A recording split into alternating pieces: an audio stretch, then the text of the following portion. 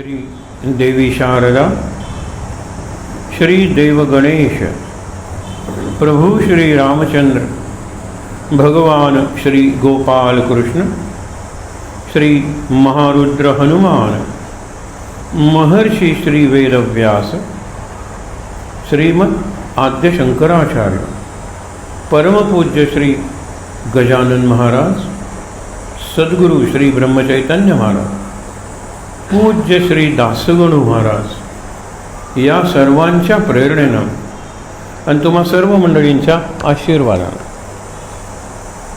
थोडा वेळ तुम्हाला थांबावं लागलं, कारण ही जी व्यवस्था असते ना ती करावी लागते. हल्ली लग्नात जसे बऱ्याच वेळेला भटजींपेक्षा फोटोग्राफरच महत्त्वाचा असतो, तसे इथे या बाकीच्या गोष्टींपेक्षा ही यंत्रणाच महत्त्वाची झालेली आहे. असो, काही श्लोक आपण म्हणूया. इथे जे जे महाराज आहेत, गुरुर ब्रह्मा गुरुर विष्णू, राम आहे, झालं, हनुमान आहे आपला सगळ्यात महत्त्वाचा म्हणजे.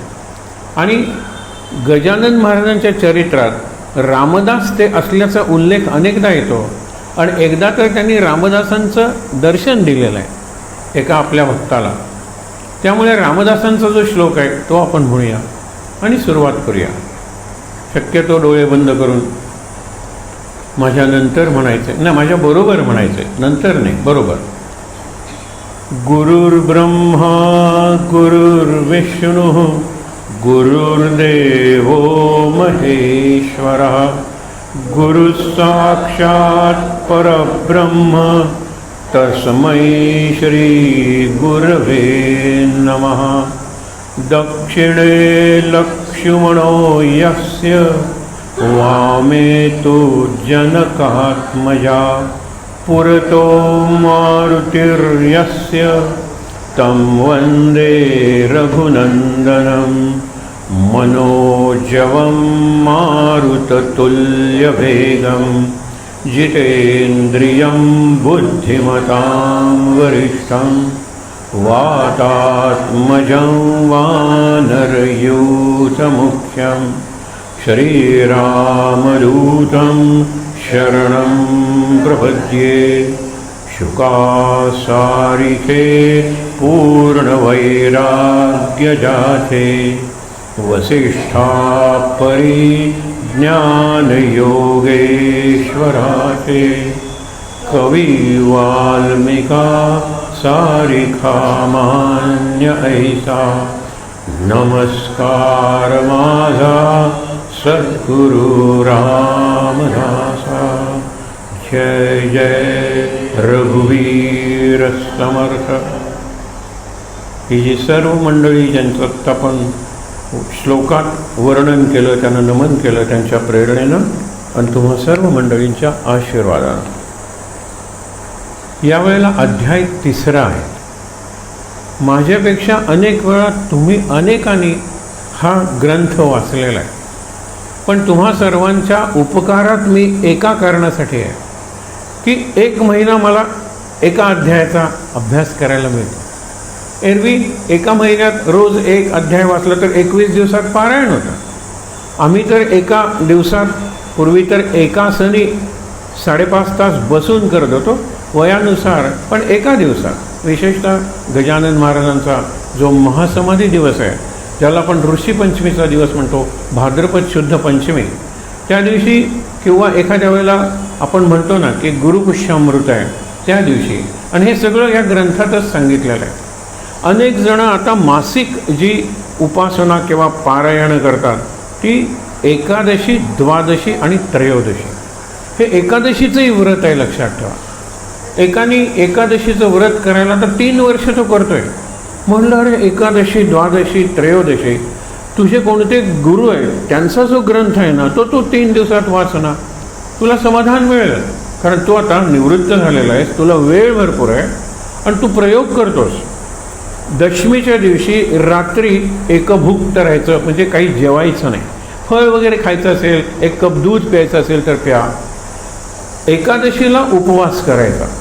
लक्षात ठेवा, कधी कधी आपले सद्गुरू आपलं कसं रक्षण करतात ते बघा, पण आपला निर्धार मात्र पाहिजे.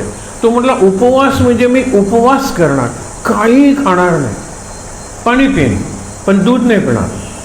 म्हटलं असे अघोरी उपाय करू नयेत, पण तुला जर आतून वाटतंय तर तू तसं कर. काय गंमत, पुढच्या एकादशीच्या या मधल्या काळात समोर एक जैन कुटुंब राहायला आलं नवीन, आणि तिने काय व्रत केलं होतं की माझी एकादशी असेल त्यावेळेला एकादशीला मी जे पदार्थ करेन ते आणखीन एका व्यक्तीला द्यायचे जी एकादशी करत असेल. गंमत बघा. आणि तिने चौकशी केल्यानंतर म्हणाले हे एकादशी करतायत गेली 3 वर्ष. त्यांना ती घाबरत विचारायला आली की मी जे काही पदार्थ करते ते तुम्हाला आणून दिले तर चालतील का? हो म्हणाला, पांडुरंगाचीच इच्छा. आणि आश्चर्य वाटेल तुम्हाला, म्हणजे जसे आपण पदार्थ करतो निराळे पदार्थ असतात पण खूप होतात. तो म्हणाला द्वादशीला पारणं असतं, हे पारणं फेडणं हा जो प्रकार आहे तो या अध्यायात आहे, पण अगदी विरुद्ध संदर्भात आहे. आपण तो वाचणार आहोत. गंमत बघा. तर गेल्या वेळेलाही द्वादशीला आपण पहिलं प्रवचन केलं होतं, याही वेळेलाही द्वादशी आहे. म्हणजे एका अर्थाने पारायणाची समाप्ती तुमच्यापैकी काही दिवसांची असेल तर आपण एका अध्यायावर विचार करणार आहोत. अध्यायावर विचार करताना म्हणलं आपण त्यातल्या काही ओव्या लिहून काढाव्या, आणि त्या ओव्यातला एखादा शब्द इतका महत्त्वाचा आहे आपण विचार करत नाही. आता पहिले जे 2-3 ओव्या आहेत ना त्या ईशस्तुतीच्या आहेत. दासगुणने अध्यायाच्या आरंभी दशावतारांना वंदन केलेलं आहे, निरनिराळे राम कृष्णानं तर अनेकदा वर्णन केलेलं आहे, आपल्या सद्गुरूंना वर्णन केलेलं आहे, संतांना वर्णन म्हणजे वंदन केलेलं आहे, संतांना वंदन केलेलं आहे. आता ह्याला पुरुषोत्तम राम याला वंदन केलेलं आहे. 3च ओव्या आहेत. या 3 ओव्यात गंमत बघा. त्याच्यापूर्वी जरा प्रास्ताविक सांगतो तुम्हाला की या अध्यायात कोणते प्रसंग आहेत. 3 प्रसंग आहेत, पण कोणते विषय आहेत, आणखीन 2 विषय आहेत फार महत्त्वाचे मला तरी ते वाटतात उपासना करण्यासाठी. प्रसंग 3 आपल्याला माहीत आहेत. पहिला प्रसंग गांजाची प्रथा त्या मठात कशी पडली, तो गोसावी वगैरे आला, तो गांजाचा प्रसंग हा पहिला प्रसंग आहे. नंतर अगदी मरणप्राय झालेले जानराव देशमुख, त्यांना चरणतीर्थ देतात आणि त्या चरणतीर्थाचं अमृत होतं, पण केव्हा आपण विसरतो. दासगणू महाराज सांगून जातात, एक शब्द वापरतात साधनात, म्हणजे जो साधना करतो, उपासना करतो, शरण जातो त्याच्यासाठी चरणतीर्थ अमृत बनतं. नाहीतर आपण पायाला लावून तीर्थ घेणं असा अर्थ नाही आहे त्याचा, फक्त साधना आता. असे काही महत्त्वाचे शब्द आपण बघणार आहोत. तर हा दुसरा विषय झाला. तिसरा विषय फार गमतीदार आहे, ज्याला आपण म्हणतो की हास्य हा सुद्धा रस आहे, विठोबा घाटोळ. आणि मला नक्की आठवते की मी ज्या वेळेला पहिल्यांदा शेगावला गेलो, कित्येक वर्ष झाली त्याला, त्यावेळेला हे विठोबा घाटोळांचे घर आणि आत माणसं राहत होती. म्हटलं जाऊन विचारावं का की ही पाटी भूषण म्हणून लावण्यासारखी आहे का, भूषण म्हणून लावण्यासारखी आहे का, त्याला तुडवलंय, त्याला मारलंय. पण नंतर विचार केल्यानंतर म्हटलं अरे रामायणात त्याचे किती संदर्भ आहेत अशा गोष्टींचे. त्या 1-2 गोष्टी मी तुम्हाला सांगेन आणि मग कळेल विठोबा घाटोळाला जरी त्यांनी तुडवलं, जरी त्यांनी मारलं आणि विठोबा पळून गेला तो कायमचाच, तरीसुद्धा माझ्या जीवनात गजानन महाराजांच्या संबंधात हा प्रसंग घडलेला आहे, ही अभिमानाची गोष्ट आहे. म्हणून विठोबा घाटोळाचे घर. आता सध्या ती पाठी आहे की नाही माहीत नाही, पण मला बघितल्याचं आठवतं. त्यावेळेला एवढा विकास गजानन त्या क्षेत्राचा झालेला नव्हता. दुसरा प्रसंग, 3 महत्त्वाचे प्रसंग, एक गांजाचा प्रसंग, दुसरा जानराव देशमुखांचा प्रसंग आणि तिसरा विठोबा घाटोळांचा प्रसंग. चौथा मृत्यूवर विचार केलेला आहे, मृत्यू निरूपण. आणि लोकांना वाटतं की काही फार महत्त्वाचं नाही आहे, पण हल्ली मृत्यूचं तांडव, आणि आपण जर काळजी घेतली नाही तर जूनच्या एंडला 4थी लाट येईल. आणि यावेळेला मला तरी वाटतंय 4थ्या लाटेला आपण बोलवणार आहोत, आ बैल मुझे मार, मी तुझ्या मार्गात उभा आहे. मी कोणतीही काळजी घेणार नाही, कारण मी आता काय बाहेर होतो गोव्याच्या. काय ती गर्दी, कोणीही कसलीही काळजी, जणू काही एकतर हा कायमचा रोग गेलेला आहे किंवा मला अमरपट्टा किंवा चिरंजीव पद प्राप्त झालेलं आहे, अशा पद्धतीने लोक वागत होते. सगळे खचाखच भरलेलं, कारण सरकारने परवानगी दिलेली. अरे पण सरकारने काय सांगितलं माहीत आहे ना, ज्या तुम्हाला सूचना दिल्या होत्या त्या तुम्ही पाळा, नाहीतर मरा. हे सरकारचं धोरण आहे. अर्थव्यवस्था बंद कशी करेल, प्रत्येक वेळेला लॉकडाऊन करायचं नाही, आपण पाळलं पाहिजे ते. म्हणून मुद्दा काय आहे की मृत्यूचे किती प्रकार आहेत हे खरं जुनं आहे, नवीन काही नाही या ग्रंथात सांगितलेलं.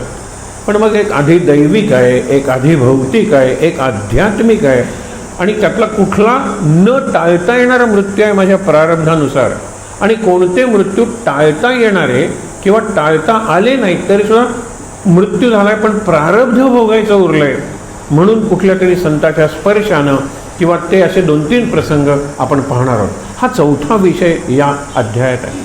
आणि 5वा विषय आहे तो खरंच चांगला आहे की गजानन महाराजांचा अधिकार ज्ञानाचा काय होता. आपण चमत्कार म्हणून बघतो, अवधूत अवलिया म्हणून त्यांच्याकडे बघतो, अरे पण वेदातल्या रुचा अस्खलितपणे म्हणायचे, इतकं की वेद म्हणणारे जे ब्राह्मण त्यांना लाज वाटावी किंवा साशंक शब्द वापरलाय, शंक या विचार हा कोण आहे माणूस, हे आहे. आणि एक मला पहिल्यापासून कुतूहल होतं, ते मला उत्तर सहज मिळालं की चंदन चावल बेल की पतिया, याचा अर्थ मला कळत होता. चंदन म्हणजे गंध, चावल म्हणजे अक्षता, आणि बेल की पतिया म्हणजे बेलाची पानं. पण ही कशाची ओळ आहे, हे गाणं आहे का हे पद आहे, आणि कुणाचं पद आहे, ते सगळं मिळालं. नक्की आपण सगळं वाचणार आहोत. तुम्हाला आश्चर्य वाटेल की ह्यानी कुठले तरी कानावर पडलेलं आहे, ते निरनिराळ्या रागात म्हणायचे, निरनिराळ्या चाली हे गीत म्हणायचे, आणि नंतर त्यांचा मंत्र वगैरे. म्हणजे त्यांचा अधिकार, मृत्यूवरचा विचार आहे, आणि 3 प्रसंग आहेत. असे 5 आज आणि उद्या आपण पाहणार आहोत. एक पहिली महत्त्वाची गोष्ट म्हणजे काय की ग्रंथ लिहिला गेला 1940 साली, म्हणजे 1939च्या डिसेंबरमध्ये. हे मी का सांगतोय, त्यावेळेला दासगणू महाराजांचं वय काय होतं, हा का प्रश्न आला. यापूर्वी मला प्रश्न या अध्याय वाचताना कधी आला नव्हता, पण या वेळेला आला. म्हणून म्हणतो तुमची उपकार आहेत माझ्यावर की इतका सूक्ष्म अभ्यास एकेका अध्यायाचा मला करायला मिळाला.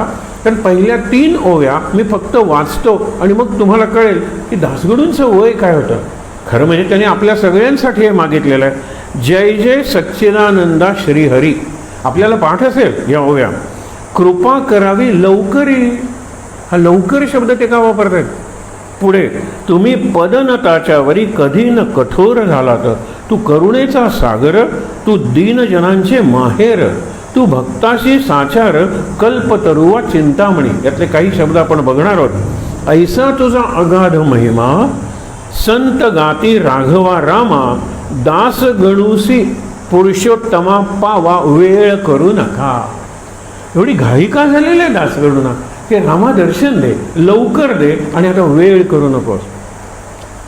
आपण म्हणतो ना, उठ पंढरीच्या राजा वाढ वेळ झाला. अरे किती वेळ झालेला आहे. त्यावेळेला दासगणूंचं वय 73 वर्षांचं होतं. 95 वर्षापर्यंत ते जगलेत, लक्षात ठेवा. त्यांचं आयुष्य 95 वर्षांचं आहे. 1867 सालचा त्यांचा जन्म आहे आणि 1963 साली ते गेलेले आहे. 95-96 वर्षांचं आयुष्य. त्याच्या 73व्या वर्षी त्यांना जवळजवळ अंधत्व आलं, म्हणजे दिसेन असं झालं. आणि त्यावेळेला लाईफ स्पॅन कमी होता हो माणसाचा.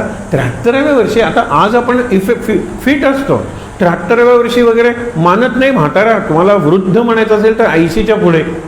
आत्ता तुम्ही इतके ॲक्टिव्ह आहात, इतक्या निरनिराळ्या प्रकारचा विचार करता, इतक्या निरनिराळ्या ठिकाणी तुम्ही जाता, इतक्या निरनिराळ्या प्रकारच्या कृती करता, इतक्या निरनिराळ्या प्रसंगात तुम्ही योग्य पद्धतीने वागता, आणि इतक्या निरनिराळ्या माणसांची इंटरॅक्शन करता, म्हणजे निरनिराळे बोलता, प्रश्न विचारता, त्यांच्याबरोबर कुठेतरी जाता. कुणी सांगितलं तुम्ही म्हाताऱ्या. हा महत्त्वाचा प्रसंग आहे. पण पुढे आपण तेही बघितले. सध्याचा काळ असा आहे की बरेच जण, आता मी हा शब्द 1000 वेळा ऐकला गेल्या महिन्यात, डिमेन्शिया. ऐरवी आपण त्याला विस्मरण म्हणतो. अल्झायमर हे शेवटचं टोक आहे, त्याच्याही पातळी आहे, पण हल्ली एकदम विस्मरण व्हायला लागलेलं आहे. आणि विस्मरण का होतं, कारण कुठेतरी मरणाची भीती आहे. मरण आणि विस्मरण याच्यात लक्षात ठेवा. तुम्ही जर तुमच्या सद्गुरूंनी दिलेल्या नामाचं स्मरण केलं तर ते जीवन आहे, आणि त्या नामाचं विस्मरण हे मरण आहे. आपण ज्यावेळेला हिरण्यकशिपूची गोष्ट बघितली होती त्यावेळेला हेच बघितलं होतं, मला तुझं स्मरण अखंड राहू दे. आणि अखंड राहू देसाठी तो म्हणतो, मला घरात मरण नको, मला बाहेर मरण नको, मला दिवसा मरण नको, मला रात्री मरण नको, मला पशुकडून मरण नको, मला माणसाकडून मरण नको. आणखीन बरंच त्याने मागितलंय. मरण नको याचा अर्थ तुझं स्मरण पाहिजे. किती सोपं आहे, लक्षात ठेवा. मरण नको म्हणजे तुझं स्मरण पाहिजे. तुझं विस्मरण हे मरण आहे आणि तुझं स्मरण हे जीवन आहे. तो जीवन मागतोय, तो मृत्यू मागत नाही आहे. आणि म्हणून सगळ्यात चांगला मृत्यू त्याला मांडीवर गेलेला आहे. त्या महाविष्णू ज्याला नृसिंहाला म्हणलेलं आहे. आणि परमेश्वराच्या मांडीवर मृत्यू येणं म्हणजे मुक्तीच आहे. फार चांगला मृत्यू त्याला आलेला आहे. त्यांनी द्वेष केलेला आहे, त्याला विरोधी भक्ती म्हणलेलं आहे. आज अशीच विरोधी भक्ती होती का त्या गोसाव्याची? गांजा का अर्पण करतो तो, आणि काशीतून तो शेगावला का येतो, याच्यात कितीतरी अर्थ भरलेला आहे. आपण तो पाहणार आहोत. वरवर पाहता तो प्रसंग आपल्याला वाटतो, पण एक लक्षात घेतलं पाहिजे की दासगणू ज्या वेळेला हे गेले पाटील मंडळी हे कागदपत्र घेऊन, की आम्ही पांगारकरांच्याकडे गेलो होतो. पांगारकर हे फार चांगले संत चरित्र लिहिणारे. ते म्हणाले, आता मी थकलोय, पण दासगणू महाराजांच्याकडे जा, ते तुमचं काम करते. ते म्हणाले, पांगारकरांनी जर मला सांगितलंय आणि ह्या गजानन महाराजांनी मी एकदा बघितलंय, मी टांग्यातून जात होतो, एका ओढ्याच्या जवळ खूप गर्दी जमलेली होती. म्हटलं काय झालंय, म्हणून मी उतरून बघितलं. कारण दासगणू महाराज आधी पोलिसात होते. गर्दी झाली म्हणजे अपघात झालाय का, पंचनामा करायला, हे सगळे विचार त्यांच्या मनात. बघितलं तर गजानन महाराज बसलेले आहेत. आणि कसे, आता पुढच्या उभीत येणार आहे, कसे बसले होते, निजासनी, म्हणजे त्यांचं स्वतःचं म्हणून एक आसन होतं, आणि आनंदात तसे बसलेले आहेत. आणि लोक त्यांना नमस्कार करायला गर्दी होती. तेवढं एकमेव दर्शन दासगणू महाराजांना गजानन महाराजांचं झालं. पण त्या एका दर्शनाने मी भारावून गेलो म्हणाले. आणि त्यामुळे काय झालं की हे जे दर्शन आहे माझ्या मनात घट्ट बसलं होतं. त्यांचं चरित्र लिहिण्याची संधी आलेली आहे, मग आपण मोठं बृहत चरित्र लिहूया. दासगणू महाराजांनी जे 3 ग्रंथ लिहिले, ज्याची नावं गेल्या वेळेला आपण बघितली, त्याच्यात छोटी छोटी चरित्र आहेत, पण हे 21 अध्यायांचं चरित्र आहे, मोठं चरित्र आहे. ते लिहिलं, त्या लिहिण्याची गंमत बघा. 21 दिवसात त्यांनी 21 अध्याय लिहिलेले आहेत, पण त्यांना लिहिता येत नव्हते. छगनराव बारटक्के नावाचे त्यांचे परवा ते ज्यांचे मित्र होते ते मला सहज भेटले. म्हणून त्या छगण्याचा अनुभव, छगन्या म्हणून तुझा मित्र असेल तो, पण छगनराव आहेत ते. त्यांनी लिहून घेतलं बरंचसं. हे जे आहे दासगणू महाराजांनी सांगितलं आणि ते लिहून घेतलं गेलं. म्हणाले, मला कागदपत्र दिली त्याच्यावर लिहिलं आहे, पण हे खरंच असं घडलंय की नाही, म्हणून तुम्ही रोज रात्री या मठात जमा. त्यावेळेला मंडप वगैरे असं काही नव्हतं, तरी शेकडो लोक जमायचे. आसपासच्या गावातून बैलगाड्यातून लोक यायचे आणि रात्री तो अध्याय संपूर्ण वाचला जायचा, लक्षात ठेवा. आणि वाचला गेल्यानंतर बरोबर आहे ना हा प्रसंग, बरोबर आहे ना असं विचारून पुढच्या अध्यायाकडे दुसऱ्या दिवशी दुसरा अध्याय. 21 दिवसात 21 अध्याय, हा चमत्कार आहे. दासगणू सांगत गेले, हे छगनराव वगैरे लिहित गेले आणि संध्याकाळी वाचन झालं, मग पुढचा अध्याय. अशी रचना फार थोड्या ग्रंथांची झाली असेल. बाबा बेलसरेंनी लिहिलेलं गोंदवलेकर महाराजांचं चरित्र गद्य आहे, पण महाराजांना वाचून दाखवलंय त्याने. महाराज ज्या वेळेला तात्यासाहेब केतकरांच्यात महाराजांचा संचार व्हायचा, आविष्कार व्हायचा, त्यावेळेला त्यांनी वाचून दाखवलेलं आहे. बरोबर आहे का, बरोबर आहे का, बरोबर आहे का. आणि खरंच तुम्हाला सांगतो, खऱ्या सत्पुरुषाची अनेक लक्षणं आहेत. एक लक्षण लक्षात ठेवा, एवढं मोठं चरित्र झालं होतं, त्याच्यापेक्षा अर्ध चरित्र आज आपल्यासमोर आहे, तरीसुद्धा ते खूप मोठं आहे. मोठं चरित्र ते म्हटले, हा प्रसंग काढून टाका. का काढून टाका, याच्यात आमची स्तुती आहे. हा प्रसंग काढून टाका का, याच्यात दुसऱ्याची निंदा आहे. कल्पना करा, निंदा म्हणजे कमीपणा. याच्यापेक्षा आमचे महाराज श्रेष्ठ, ही त्याची निंदा आहे. असे दुसऱ्याची अप्रत्यक्ष निंदा असलेले सुद्धा प्रसंग आणि स्वतःची स्तुती असलेले प्रसंग महाराजांनी गाळायला सांगितले. म्हणून माझ्या जीवनात जे काही घडलेलं आहे ते मीच ॲप्रूव्ह करतो एका अर्थाने, असं ते चरित्र आहे. म्हणून त्या चरित्राचा प्रभाव पडल्याशिवाय राहत नाही. आज गोंदवलेला जाणाऱ्या 100 जणांपैकी विचार, तू का गोंदवलेला आलास? बाबांचं चरित्र वाचून, बाबांनी लिहिलेलं महाराजांचं चरित्र वाचून गोंदवलेला पोचलो. हे त्या चरित्राचं सामर्थ्य आहे. आणखीन एक पुस्तक तुम्हाला सांगतो, मुद्दामून वाचा, कुठेही मिळतं ते पुस्तक, पण मोठं पुस्तक आहे. जरा मराठी अवघड आहे, पहिली 50 पानं, जरा आपण म्हणतो ना 500, तशी तुम्ही वाचा जरा, पुढे तुम्हाला ती भाषा आवडायला लागेल. रामकृष्ण वचनामृत हे ते मोठं पुस्तक आहे. त्या पुस्तकाची फलश्रुती काय लिहिलेली नाही तिथे, पण ते पुस्तक वाचल्यानंतर तुमचा गुरुकडे जाण्याचा मार्ग नक्की होतो. रामकृष्ण परमहंस सुद्धा तुमचे गुरु असते, पण नाहीतर अशा दिशेने तुमचे पाऊलं पडतात किंवा तुमच्या जीवनात प्रसंग घडतात. माझा स्वानुभव तसा आहे, तुम्हाला सांगतो. आधी रामकृष्ण वचनामृत, रामकृष्णांच्या विचारांच्या मोहिनीखाली आल्यानंतर हे पुस्तक वाचनात आलं आणि गोंदवल्याकडे जाण्याचा मार्ग प्रशस्त झाला. अशी कितीतरी पुस्तकं आहेत, सोपी आहेत, आपल्या आजूबाजूला आहे. हे पुस्तक तसं आहे. यातला प्रत्येक अध्याय, प्रत्येक ओवी काही ना काहीतरी आपल्याला सांगते. आता ह्याच्यात बघा, जय जय सच्चिदानंदा श्रीहरी, सच्चित आनंद. आता सच्चिदानंद बाबा हे ज्ञानेश्वराधिकांनी त्या 4 भावंडांनी पाय टाकला नेवाशात आणि सच्चिदानंद बाबा गेले. सगळे त्यावेळेला ते प्रसिद्ध होते. ज्ञानेश्वर म्हणाले असं होणं शक्य नाही, आम्ही जाऊ तिथे, असं अनर्थ तरी माजणार नाही. गावातला प्रतिष्ठित माणूस मरतो, नसेल होते गेले. हे उदाहरण तुम्हाला सांगतोय गंडांतर मृत्यूचं. गेलेत ना, त्यांची पत्नी सुद्धा तयारी करते सती जायचे. त्यांनी अत्यंत विठ्ठलाचं नाव घेत पाणी नाही मारलं, कारण ज्ञानेश्वर तसे गुरु नव्हते जसे रामदास होते. त्यांनी हात फिरवला प्रेमाचा आणि उठा, तू सत आहेस, तू चित आहेस, तू आनंद आहेस, तू मरशीलच कसा? सत्य कधी मरत नाही, चैतन्य कायम असतं आणि आनंद तर कायम उसळत असतो. सच्चिदानंद मरेल कसा? उठ. आणि सच्चिदानंद बाबा उठले. बघितलं तर सगळी गर्दी आहे. कशासाठी? आता काहीतरी कारण सांगायला नाही म्हणाले. मला नक्की आठवते, मी मेलो होतो, यांनी मला पुन्हा जिवंत केलं, तर हा जो माझा पुनर्जन्म आहे तो या 4 भावंडांसाठी मी दिला. सगळ्यांचा निरोप घेतला आणि तिथूनच ते 4 भावंडांच्या बरोबर निघाले. लक्षात ठेवा, सच्चिदानंद. म्हणून जय सच्चिदानंद श्रीहरी, कृपा करावी लवकरी. आणि आपण सुद्धा हेच म्हणलं पाहिजे ना. आता किती दिवस आपण सांगणार की बघा जरा लवकर करा, जमेल तसं, असं नाही आहे. धरावे ते पाय आधी आधी त्याच्यात त्वरित आता वेळ घालवू नका. म्हणून तुम्ही पदनताच्या वरी, लोकांना पदनत, पद म्हणजे पाऊल आणि नत म्हणजे नमस्कार केलेला. पदनताचा एक दुसरा अर्थ पददलित, म्हणजे ज्यांच्यावर अत्याचार केलेले आहेत समाजाने, अन्याय केलाय किंवा केलं, ते शोषण, ज्याला एक्सप्लॉयटेशन म्हणतो, ते शोषण चालू आहे.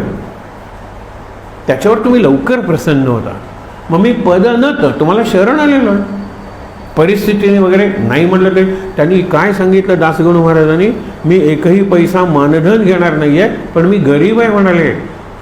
माझ्या तिकिटाची फक्त पंढरपूरपासून शेगावपर्यंत आणि शेगावपासून पंढरपूरपर्यंत व्यवस्था करा, तेवढे पैसे मला द्या, तिकीट काढून द्या. अरे यांनी रथ तयार केला होता त्यांच्यासाठी. शेगावला स्टेशनवर उतरल्यानंतर ते म्हणाले, रथ काय, आम्ही वारकरी आहोत, रथातून जाऊ नका, पण एक महाराजांची मूर्ती वगैरे काय असेल तर ठेवा, रथाचा अपमान करू नका, पण मी चालत येणार आहे. पण चालत गेले ते. मग इतके साधे होते. आणि अनेक वेळेला त्यावेळेच्या रचनात येतात की देह पडो गोदा तीरी, गोदावरीवर त्यांचं फार प्रेम होतं पैठणच्या, आणि गोदावरीच्या तीरी देह पडू दे. आणि आणखीन एक, अशा दिवशी माझा देह पडू दे की त्या दिवशी दुसऱ्या कुठल्या तरी मोठ्या संताचा महासमाधीचा किंवाचा दिवस असू दे, म्हणजे मला लोक विसरून जाते. आणि तसंच झालं. ज्ञानेश्वरांच्या समाधीच्या दिवशी यांनी देह ठेवला, फक्त देह चंद्रभागेच्या गाठी ठेवला पंढरपूरला, गोदेच्या गाठी नाही ठेवला. पण लक्षात राहत नाहीत. अरे इतकं कशाला? कृष्ण जन्म करताना त्याच वेळेला झालेल्या ज्ञानेश्वरांचा जन्म लोक विसरतात. आणि मी घाई करून मागेल देतात, ज्ञानेश्वरांचा फोटो असेल तर द्या. आम्हाला किती अनुभव आहे, कारण कुणीतरी आठवण करून देतं. रात्री 12ला कृष्णाचा जन्म आणि कुणीतरी अरे ज्ञानेश्वरांचा जन्म याच वेळेला आहे. तसं ज्ञानेश्वरांची महासमाधी ज्या दिवशी आहे त्याच दिवशी दासगणू महाराज गेल्यामुळे दासगणू महाराजांची महासमाधी लक्षात येत नाही. ही त्यांची इच्छा होती, लक्षात ठेवा. आणि म्हणून तू करुणेचा सागर, तू दीनजनांचे माहेर, माहेर हा संतांचा आवडता शब्द आहे. इतकंच नाही तर तो त्यांचा अनुभव आहे, कारण संतांना आपण माऊली म्हणतो. ज्ञानोब्बा माऊली, विठोब्बा माऊली आणि रामदास माऊली माझे, का रामदासांसारख्या कठोर संताला सुद्धा माऊली म्हणलेलं आहे, कारण अंतःकरणाच्या पातळीवर ते माऊलीच असतं. आणि म्हणून सांगितलेलं आहे, माहेर तू भक्ताशी साचार कल्पतरू किंवा चिंतामणी. हे आपण अनेकदा बघितलेलं आहे. पण संत कल्पतरू असतात म्हणजे काय? कल्पना नष्ट करतात. कारण संतांनी सांगितलं की तू पॉझिटिव्ह थिंकिंग कर रे, तुला मी कल्पवृक्षाच्या खाली नेऊन बसवतो आणि फक्त तू कल्पना पॉझिटिव्ह म्हणजे सकारात्मक कल्पना करायच्या. आपल्याला इतकी सवय जन्मोजन्मींची झालेली आहे की तुम्हाला तो माहीत आहे ना, तो प्रसंग कीर्तनकार रंगवून सांगतात. एक जण थकून भागून संध्याकाळी झाडाखाली बसतो आणि म्हणतो यावेळेला घरी असतं तर पाणी मिळालं असतं थंड, जमिनीतून पाण्याची गागर येते वगैरे, सुंदर जरा काहीतरी खायला मिळालं असतं, अरे ताटासकट काहीतरी खायला येतं, असं करत करत आता झोपायला बिछाना येतो. अशा वेळेला बायकोनी नाही म्हणलं तरी माझे पाय एक सुंदरी निघते आणि त्याचे पाय चेपायला लागते. आणि मग त्याच्या मनात विचार येतो, इथे भूताटकी तर नसेल ना, भूत येतं आणि त्याला खाऊन टाकतं. हे भूताचा विचार का मनात आला? जोपर्यंत बायको, खाणं, अंथरूण, तोपर्यंत सगळं बरं होतं की भूत आलं तर काय आणि भूत येतं. म्हणून कल्पतरूच्या खाली आपण बसणं याच्यात धोका आहे, कारण आपल्या 100 जवळजवळ अर्ध्यापेक्षा जास्त कल्पना नकारात्मक असतात. आपण होकारात्मक म्हणतो, पण कसं म्हणतो? येतील का ते? आता येतील का ते याच्यात नकार कुठे सांगा बरं? पण त्या टोनमध्येच नकार आहे, डाऊट आहे ना, डाऊट नको. म्हणून कल्पतरू संत असे आहेत की ते कल्पनाच नष्ट करतात आणि कल्पना भविष्यकाळच्या असतात, ज्याला चिंतासुद्धा म्हणतात. आपल्या चिंता या बऱ्याचशा कल्पनामय असतात की असं झालं तर, तसं झालं तर, तसं झालं तर, या सगळ्या कल्पना आहेत आणि त्यातून चिंता म्हणजे काळजी निर्माण होते. संत ते होऊच देत नाही. आणि चिंतामणी म्हणजे तुम्ही चिंताल ते द्या, म्हणजे तुमचं चिंतन जसं असेल तसं तुम्हाला मिळेल. आपलं सकारात्मक चिंतन क्वचित असतं, आपलं चिंतनही नकारात्मक असतं. म्हणून ते असा चिंतामणी हातात देतील की तुमच्या सगळ्या चिंता मिटतील, म्हणजे नवीन चिंता निर्माण होणार नाही. कल्पतरू कसे येतील?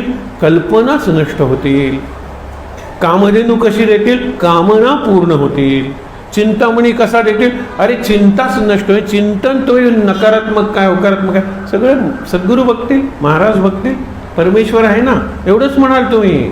विचार नका करू स्वतःचा. आणि मग गंमत बघा कसं जीवनात चांगलं घडतं ते. ऐसा तुझा अगाध महिमा, गाध म्हणजे खोली, हा लक्षात ठेवा. आपण म्हणतो अगाध समुद्र, इतका अगाध महिमा आहे, किती खाली खोल गेलं तरी तुझा. संत गाती राघवा रामा, दासगणुसी पुरुषोत्तमा पावा, वेळ करू नका. आता इथून पुढे बंकटाकडे ते आलेले आहेत. दुसऱ्या अध्यायाच्या शेवटी राहिलं म्हणजे तसं आलेलेच आहेत. सुरुवातीला आनंदात राहत आहेत तिथे. पण एक आहे, तुम्ही जर गोड बनलात आणि सुंदर फुललात तर मुंग्यांना आणि भुंग्यांना आमंत्रण द्यावं लागत नाही, असं रामकृष्ण म्हणायचे. तुम्ही कमळासारखे फुला आणि साखरेसारखे गोड बना. कमळासारखे फुललात तर भुंगे येतील आणि साखरेसारखे गोड झालात तर मुंग्या येतील. आमंत्रण द्यायला नको. तसं हे कोण आहेत? दासगणू महाराज. मध आहेत, मधू तिथे माशा जमते. हे इतके लोक यायला लागले, निरनिराळ्या प्रकारचे लोक यायला लागले. कुठे? बंकटलालच्या घरात. आणि बंकटलाल हा असा उदार होता आणि इतका भक्त होता, मोठं घर होतं, पण वरचा सगळं मजला त्यांनी रिकामा केला, तो गजानन महाराजांसाठी दिला आणि स्वतः खालच्या याच्यात राहायला लागले. त्यांचे वडील भवानीराम ते सुद्धा तुम्हाला सांगतो महाराजांचे चांगले भक्त होते. त्यांचा अधिकार कसा होता हे जानराव देशमुखांच्या वेळेला आपल्याला कळेल. बघा, असो बंकटलाला घरी राहते झाले साक्षात्कारी. गजानन महाराजांना कुठला शब्द वापरलाय? महाराज होय साक्षात्कारी. त्याचे दोन अर्थ आहेत.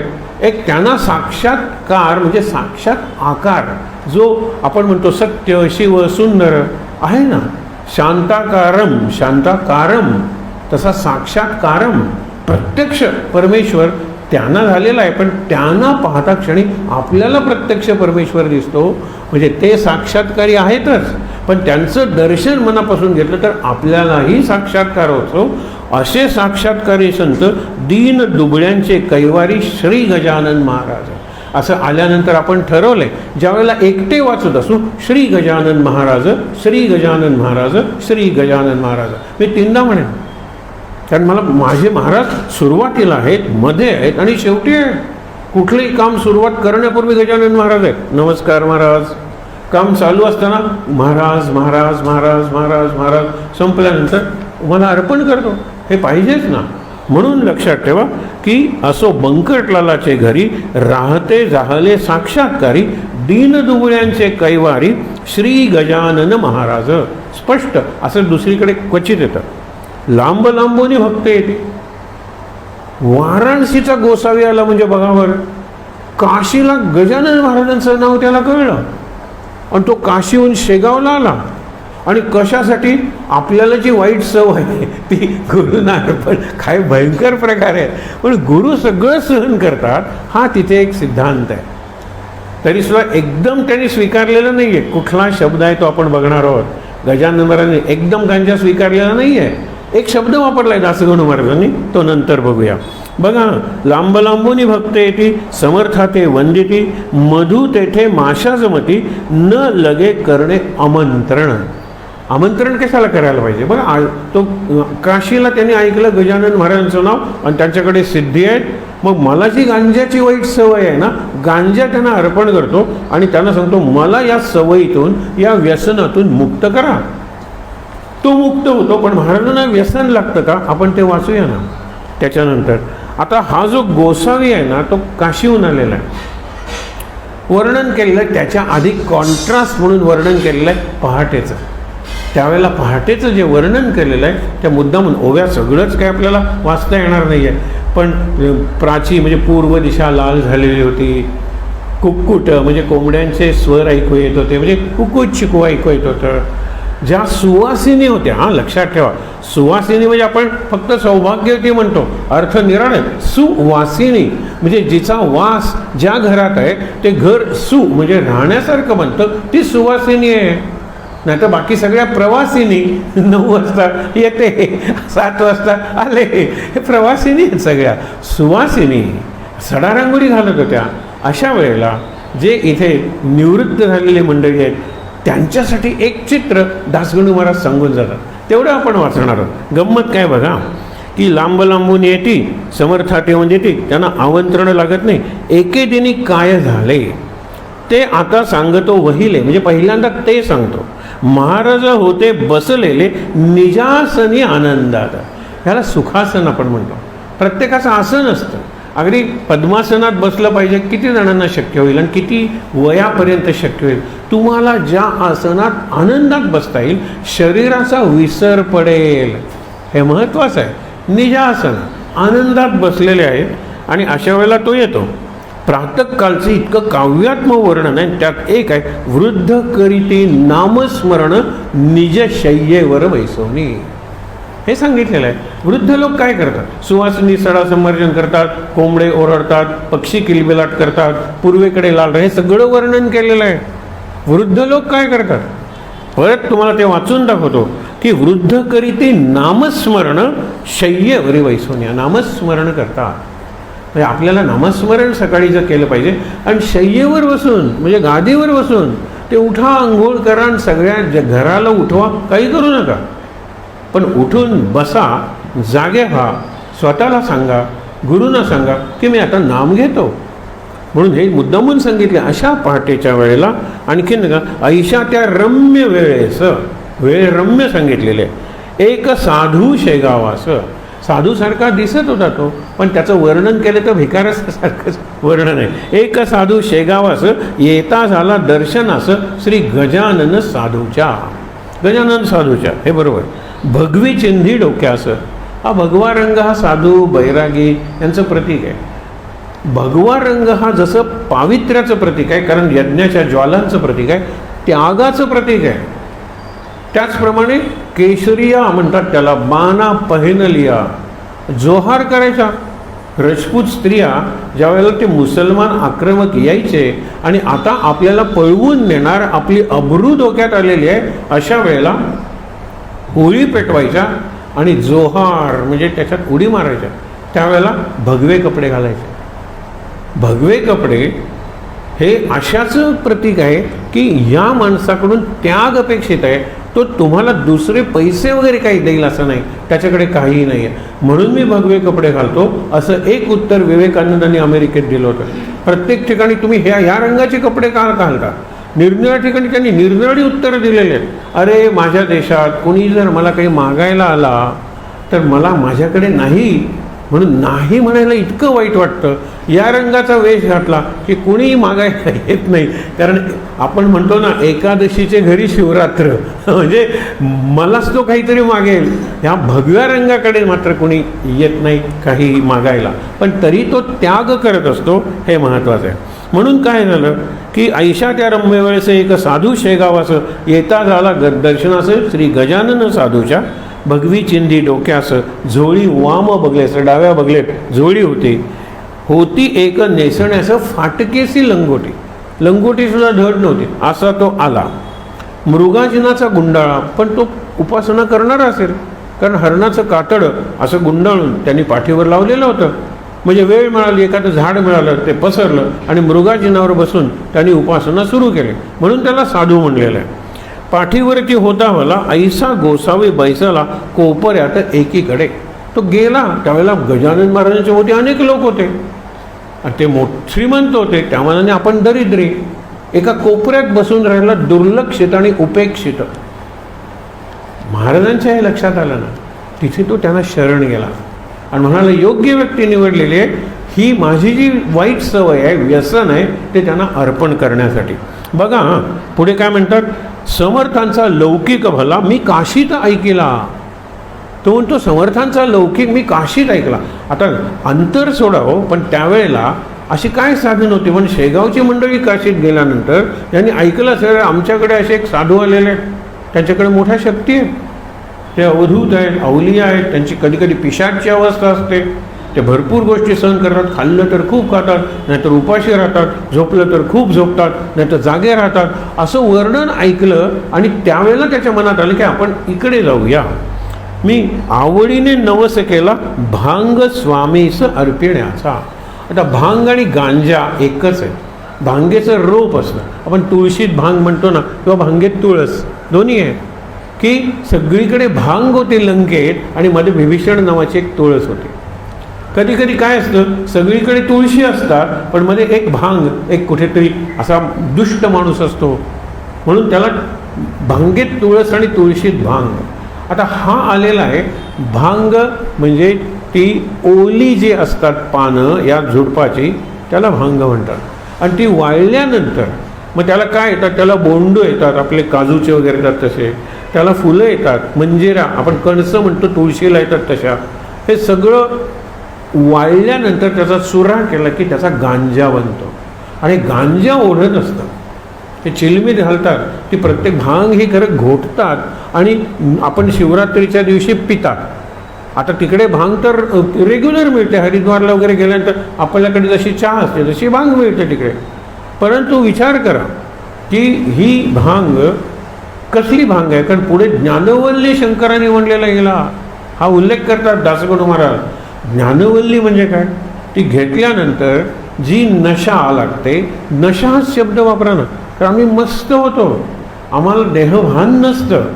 नामदेव तुकाराम हेच म्हणतात ना, आमची नशा आहे ना, तुमचा सोमरस आहे, सोमरस म्हणजे दारू, आमचा नामरस आहे. सोमरस पिल्यानंतर तुम्ही शुद्धीवर येता, तेव्हा असता त्यापेक्षा खालच्या पातळीवर गेला. म्हणजे रस्त्यावर दारू पिली तर गटारात पडलेले असतात.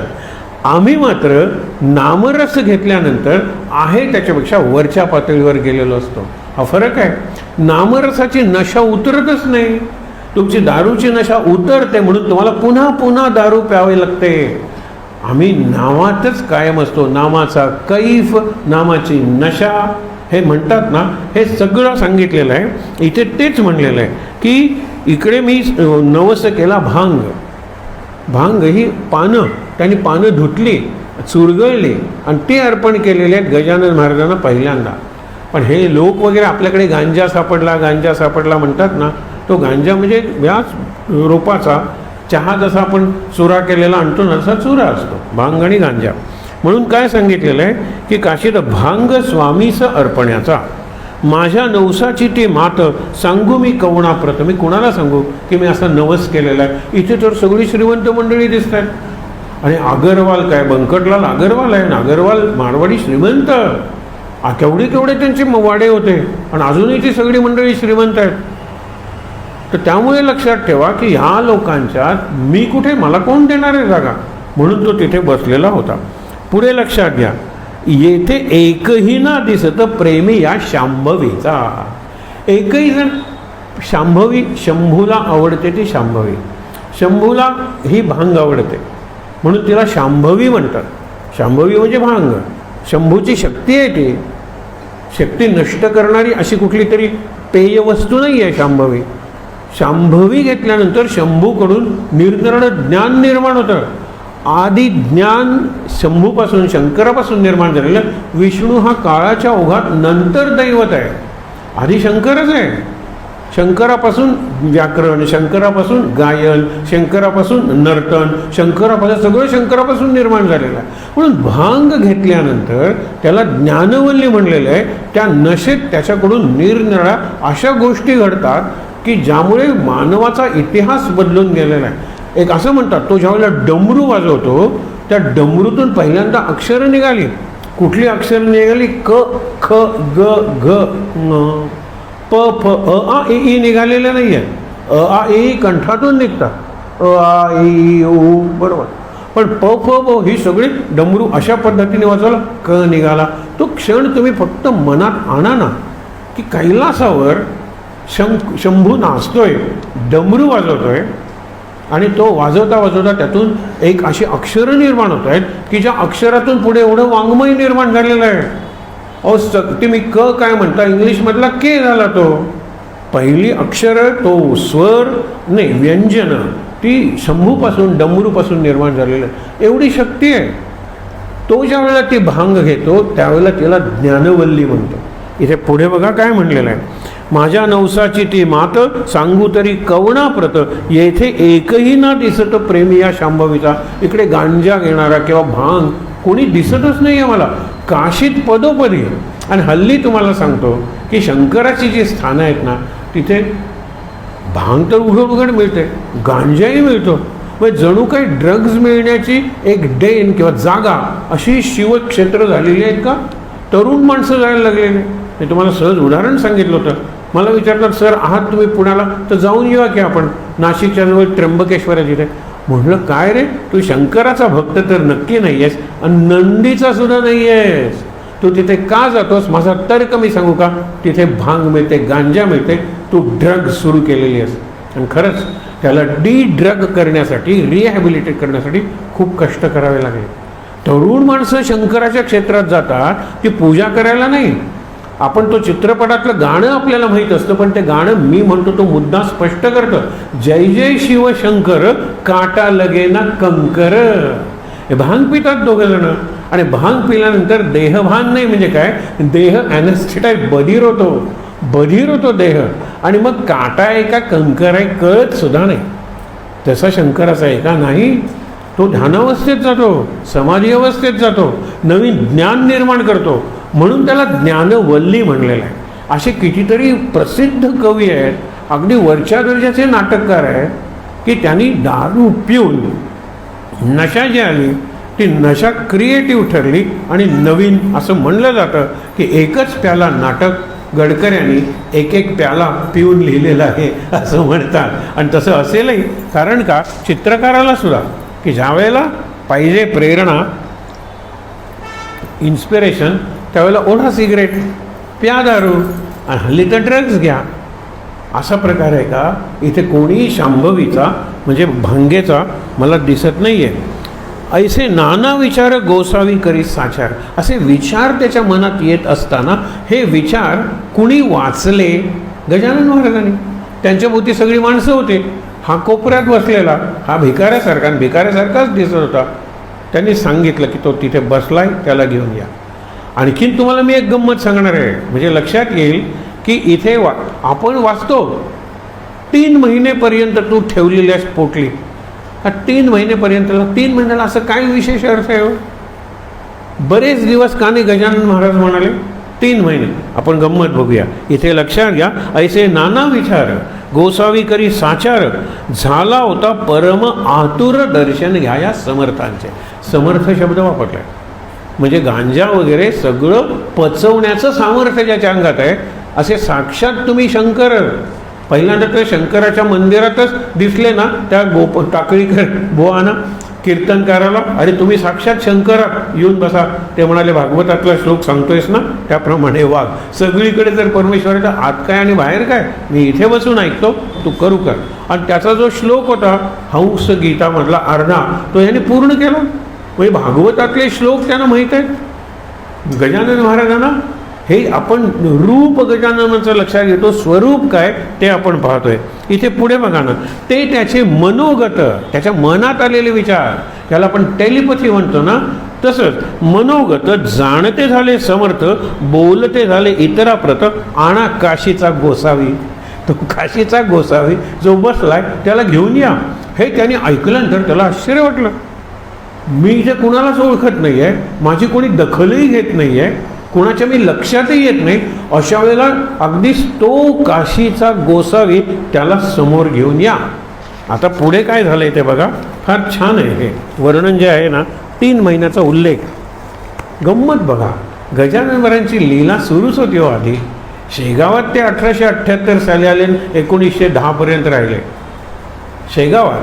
त्याच्या आधी म्हणून गंमत बघा. आपण पुढे बघूया काय म्हणलेलं आहे त्यांनी. तो पहा त्या कोपऱ्याला, तो कोपऱ्याला बसलेला आहे बिचारा, दडून बसला, लपून बसलेला आहे बिचारा. हे ऐकता आनंद झाला गोसाव्याला परमावधी आनंद झाला. अरे माझ्या मनातले विचार त्यांना कळले. अजून मनातले विचार कळले की नाही ते कळले नाही, पण मी लक्षात आलो त्यांच्या. बोलवलंय, जाऊया तरी. आणि बोलीला मनात त्रिकालज्ञ हे करेच संत. हे खरे संत आहेत. त्रिकालज्ञ म्हणजे दिव्य दृष्टी असलेले. त्यांना भूत वर्तमान भविष्य सगळं दिसतं. इतकंच नाही तर लोकांच्या मनातले विचार कळतात. ज्यावेळेला दिव्य दृष्टी व्यासाने संजयाला दिली त्यावेळेला काय सांगितलं, तू इथे बसून तुला दूरचं युद्ध दिसेल, बरोबर आहे. उद्या काय घडणार आहे तेही तुला कळेल, भूतकाळात काय घडलं तेही तुला कळेल. इतकंच काय, इतरांच्या मनातले विचार तुला कळतील. ह्याला दिव्यदृष्टी म्हणतात. दिव्यदृष्टी म्हणजे नुसतं पाहणं नाही आहे काही, त्याला क्लेअरवायन्स म्हणतात. म्हणजे तो नुसता ऑडियन्स नाही आहे किंवा व्हिजन नाही आहे, चिंतन आहे, ती दिव्यदृष्टी आहे. म्हणून काय सांगितलेलं आहे, त्रिकालज्ञ हे खरेच संत. मी जे बोललो मनात सर्वयानी जाणिले. मनात बोललो ते मंडळींनी गोसाव्याला पुढे आणून उभा केला. महाराज बदले त्याला काढ झोळीची पोटळी. तुझ्या झोळीत पोटळी आहे हेही त्यांना कळलं. नुसते मनातले विचार नाही आहेत, हे पेनेट्रेटिंग दृष्टी आहे. ती पोटळीतली जी पोटळी झोळीत आहे ना ती काढवर, जी 3 महिनेपर्यंत 3 महिने. आणि गजानन महाराजांना शेगावला येऊन 2च महिने झालेले आहेत यावेळेला. म्हणजे 3 महिनेपर्यंत. म्हणजे शेगावात येण्याच्या आधीची घटना ते आत्ता सांगतायत. 1878च्या फेब्रुवारीमधली गोष्ट आहे.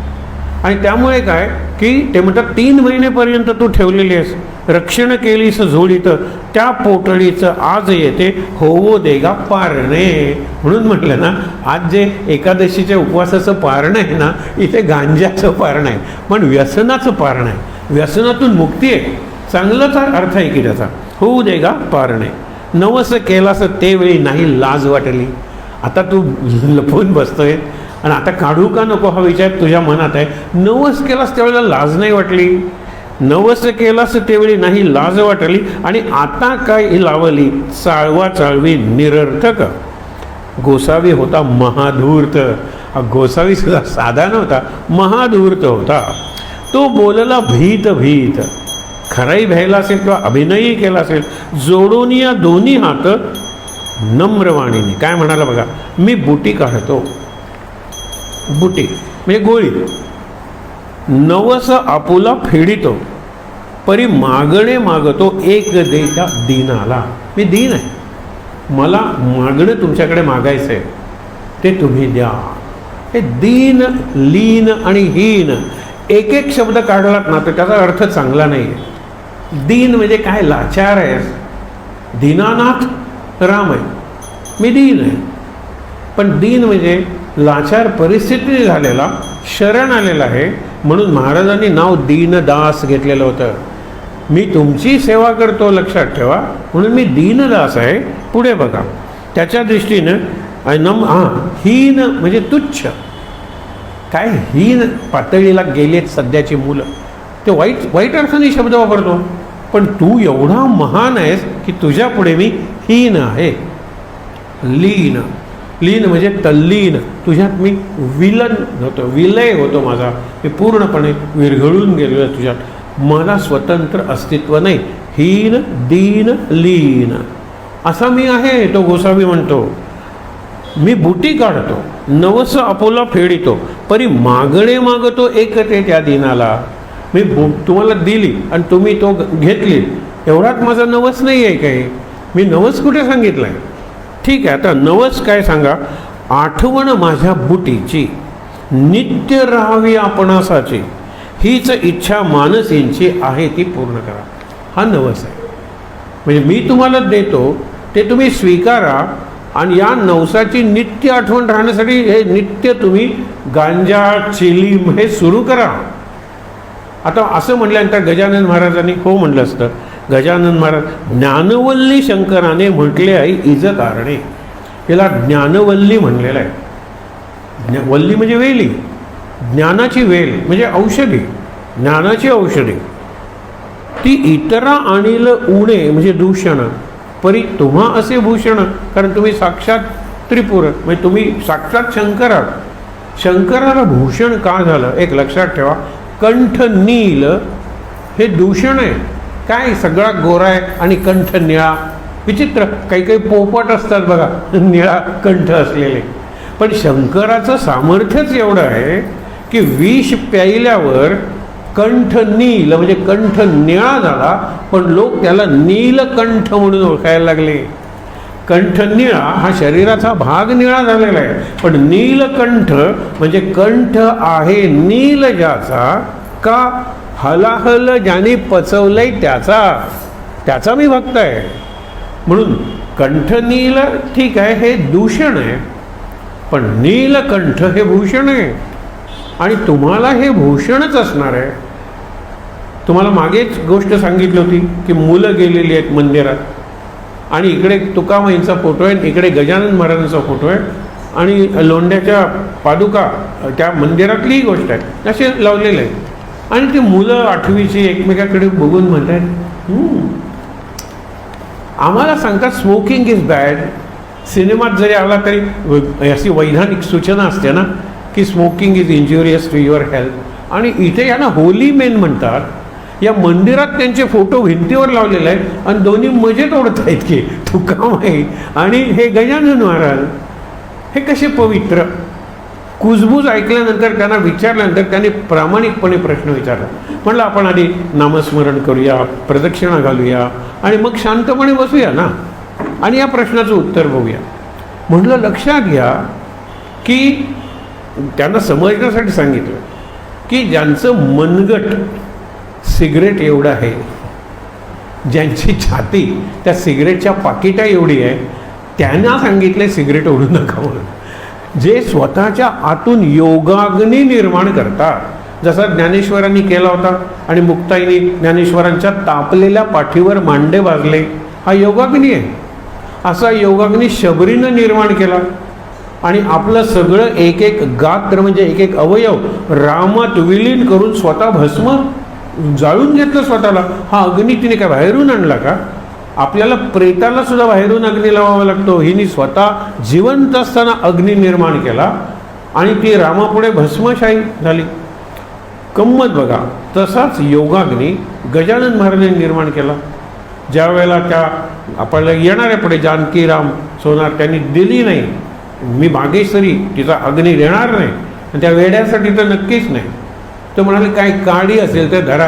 ती काडी म्हणजे मॅचस्टिक असेलच असं नाही. या समजा मॅचस्टिक आहे, धरा तुम्ही, पुढेच धरा जरा चिलीम, आणि हूं केल्यानंतर धूर आला ना त्यातून, चिलीम पेटली, अग्नी कुठे लागला तिथे. आणि तुकामाईंच्या बाबतीत सांगितलं आहे की त्यांनी चिलीम स्वतः बनवलेली असायची आणि ती चिखलाची वाळलेली. कुंभाराच्या भट्टीत प्रत इथे तसंच उल्लेख आहे, तिने नाही पाहिले की भट्टीत काय भाजून चिलीम तयार केली होती का नाही. त्याच्यात ते तंबाखूही भरायचे नाहीत, तंबाखू नाही, भांग नाही, गांजा नाही, काही नाही, नुसते असे धरायचे, जय गुरु म्हटल्यानंतर त्यातून धूर बाहेर यायचं. हे स्मोकिंग निराळ आहे. हे स्मोकिंग आदर्श म्हणून त्यांनी दिलेलं नाही, कारण त्यांच्या शिष्यांनी कुठे स्मोकिंग सुरू केलं. गजानन महाराजांचा नंतरचा एक जो आला होता त्यांनी ती चिलीम सुरू केली होती आणि नंतर ते पीठच बंद केलं. हे लक्षात ठेवा. साईबाबांचं पीठ सुरू नाही झालं, स्वरूपानंदांचं पीठ झालं बंद, आणि सगळ्यात अक्कलकोटच्या महाराजांचं पीठ चालू होत होत एका विशिष्ट गुरु झाल्यानंतर गजानन महाराज झाले, कुठले, अक्कलकोटचे, पीठ बंद करून टाकले. म्हणजे तुम्हाला अनुग्रह समाधीकडून घ्यायचा, तुम्हाला त्या वडाच्या झाडाकडून घ्यायचं असेल तरी घ्या, स्वामी समर्थांचा अनुग्रह, तुम्हाला ग्रंथातून घ्यायचा असेल तर घ्या, तुम्हाला मनातून घ्यायचा असेल तर घ्या, पण इथे उत्तराधिकारी नाही आहे. कारण उत्तराधिकाऱ्यांचा अधिकार उत्तर म्हणजे श्रेष्ठ नसल्यामुळे त्यांनी त्या पीठाला कमीपणा आणायला सुरुवात केली. सगळीकडे हे झालं. समर्थ रामदास, त्यांच्यानंतर त्यांचा कल्याण म्हणून शिष्य तो सज्जनगडला कुठे होता, उद्धव म्हणून शिष्य होता, त्यांनी काही बघे, पण नंतर अक्काबाई शिष्या होत्या, पण ते समर्थांच्या सहवासात, समर्थांच्या संबंधात, आणि मुख्य म्हणजे संबंधांच्या स्पर्श आणि संस्कार यांच्यात तयार झालेली पिढी ती तशी तयार होते. पण नंतर त्यांची पिढी, त्यांची पिढी, त्यांची पिढी, आता गेल्या 400 वर्षात किती पिढ्या झाल्या असतील, आणि ह्या पिढ्या म्हणजे गादी चालवणाऱ्या झाल्या. म्हणून श्रीम माटेनी एक ग्रंथ लिहिला होता की सांप्रदायिकांनी केलेला समर्थांचा पराभव. पण हे सगळीकडे आहे, लक्षात ठेवा. गौतम बुद्धांनी मूर्तीपूजेला विरोध केला तर त्यांच्या भक्तांनी त्याच्या एवढ्या मूर्ती निर्माण केल्या की आज जगात सगळ्यात मोठ्या मूर्ती गौतम बुद्धाच्या आहेत. हा केवढा पराभव आहे सांगा बरं. आपल्याला उदाहरण सांगायचं असेल, तुम्ही हैदराबादला वगैरे जाता, तिथे हुसेनीवाला म्हणून आहे, त्याच्यात मोठी बुद्धाची मूर्ती आहे. ती एवढी मोठी होती की नेताना ती पाण्यात बुडली, मग तिला वर वगैरे काढावं लागलं. अरे तो म्हणतोय मूर्तीपूजा करू नका. मी तुम्हाला एक उदाहरण सांगतो. बुद्धाच्या चरित्रात, या बुद्धाच्या शिष्य भिक्षू म्हणतात त्याला, त्याच्या चरित्रात तो हिमालयातून जात होता ल्हासाला. ल्हासा म्हणजे तिबेट, जे आता चायनाने जगाच्या नकाशावरून पुसून टाकलेलं आहे. त्या तिबेटमध्ये विहार म्हणजे बुद्ध धर्माच्या मंदिरं, धर्माची मंदिरं, उपासनागृह. तिथे त्या ल्हासाला तिबेटमध्ये अजूनही समया आहेत ना, त्या माणसापेक्षा उंच आहेत, आणि त्याच्यात जर तेल घातलं ना, मला वाटतं की ते काही महिने जळत राहतील. म्हणून आपले एक कवी ज्या वेळेला तिथे गेले की अरे बघूया ना त्या समयांच्या तेजात बुद्धाचं तेज बघूया की. पण मधल्या काळात चीनने वरवंटा फिरवला, म्हणजे नांगर फिरवला त्या तिबेटवरून. पण एक अगदी विरोध होणे म्हणून ते ल्हासा, ते काही विहार वगैरे ठेवले. तिथे बघितलं तर त्यावेळेला चीन कम्युनिस्ट, तो कशाला देवाला मानणार आहे, तो कशाला बुद्धाला मानणार आहे. आणि म्हणून अगदी बारीक अशा ज्योती पेटल्या होत्या. त्यावेळेला त्यांच्या तोंडातून एक ओळ आली आणि ती मराठीतली एक प्रसिद्ध कविता झाली. सारेच दीप कसे मंदावले आता. सगळीकडचे दिवे मंद मंद होत चाललेले आहेत. ज्या चांगल्या युनिव्हर्सिटीज होत्या त्यांची आपण म्हणतो स्टँडर्ड्स पडायला लागलेले आहेत. चांगल्या नेतृत्वाच्याकडे ठिकाणी ते करप्ट व्हायला लागलेले आहेत. शिक्षणाची परंपरा शिक्षकांच्या जीवनातही दिसत नाही आहे. सगळे दिवे मंद व्हायला लागलेले आहेत. आणि म्हणून मी तिकडे गेलो की तिथल्या समयातल्या ज्योती तरी पेटलेल्या असतील, तर तिथेही दिवे मंद झालेले होते. दुसऱ्या कवितेत त्यांनी जे सांगितले ते आपण लक्षात ठेवायचं. मला माहीत आहे, ती कविता नाही, मला माहीत आहे, पण त्यांचीच कविता आहे. मला माहीत आहे तेल महाग झालंय, आपल्याला परवडत नाही. मला माहीत आहे की कापूसही स्वस्त राहिलेला नाही आहे. आणि मला हेही माहीत आहे की मॅचबॉक्ससुद्धा बाकीचा खर्च केल्यानंतर परवडेल की नाही सगळ्यांना, झोपडीत राहणाऱ्यांना माहीत नाही. तेल महाग झालंय, कापूस महाग झालाय, ती मॅचबॉक्स म्हणजे फसकाची काडी म्हणतो तीही परवडत नाही असं झालेलं आहे. मग अशा वेळेला समई पेटवणार कशी, त्याची ज्योत जळणार कशी, आणि त्या ज्योतीच्या प्रकाशात देवाला पाहणार कसं. मग काढा समई आणि टाका अडगळीत, कारण उपयोग काय त्या समईचा. तिथे ते म्हणतात हां, पण एक लक्षात ठेवा, देवासमोर जी समई आहे, दिवली आहे, ती उचलून मायावर टाकू नका, अडगळीत टाकू नका, ती तशीच राहू दे. देवाला वाटेल की अरे ह्याला लावायची समई, पण त्याला परवडत नाही गोष्टी. नंतर पाऊस पडेल, स्वस्ताई होईल, तेल मला परवडेल, मला कापूस परवडेल, मला ती मॅचस्टिक परवडेल आणि मी पुन्हा समई लावेन. पण जर समईच जर देवासमोर नसेल तर माझ्या घरात जी मुलं आहेत त्यांना कळणारच नाही की समई नावाचा एक पदार्थ आहे आणि जो पेटवून आरती करायची असते किंवा लावायचं असतं. संस्कारच बंद होईल. म्हणून ती समई देवासमोर ठेवा, ती अडगळीत टाकू नका. हे का आज आपल्याला लागू आहे? बऱ्याच गोष्टी अशा आहेत की तरुणांना अरे गीतेचं पुस्तक घरात असू दे, नाही त्यांना मराठी येत नाही तर संस्कृत असू दे. आणि नंतर आता गीतेच्या स्पर्धा होतात. गीतेच्या स्पर्धात लाखो मुलं भाग घेतात all over the world. Chinmay mission वगैरे अशा अनेक मिशनच्या स्पर्धा आहेत. पाठांतरासाठी कोणी ना त्यांना ते गीतेची पुस्तकं लागतात. ते अध्याय मग त्यांना हे करून दिले जातात, CD वरून वगैरे दिले जातात चांगल्या उच्चारात. आहे ना कुठेतरी फेकून द्या. मनाचे श्लोक अरे तुलाच उपयोगी पडतील. ज्यावेळेला तू खचशील, मनाने डिप्रेशनमध्ये जाशील, त्यावेळेला मनाच्या श्लोकांचा अभ्यास तुला वर उभारेल. म्हणून गोष्टी निरुपयोगी झाल्या म्हणजे टाकून द्यायच्या. गोठ्यातली गाय ज्यावेळेला टाकून दिली जाते त्यावेळेला घरातली माय वृद्धाश्रमात पाठवली जाते. हा तो संस्कार आहे. गाईचा उपयोग काय? काही नाही, दूध देत नाही, नुसतं गवत वगैरे खाते. आईचा उपयोग काय? आता आईचीच सेवा करावी लागते. आईला ती आहे तिथे द्यावं लागतं. अरे आयुष्यभर तुम्ही तुमची सेवा केली, पण उपयुक्तता, युटिलिटी, दुसरं काही महत्त्वाचं नाही आहे. डिग्निटी महत्त्वाची नाही आहे, ड्युटी महत्त्वाची नाही आहे, ओनली युटिलिटी, फक्त उपयुक्तता. हे फार चुकीचं आहे. हे मी का सांगते? पुढे मृत्यूचं जे चिंतन येणार आहे त्यावेळेला आत्ता मी सांगतोय ते विचार उपयोगी पडते. तर तो बुद्ध भिक्षू जात होता आपल्या मोठ्या विहारात, तिथे तिबेटच्या तिथे प्रचंड थंडी होती, हिमालयातून रस्ता होता.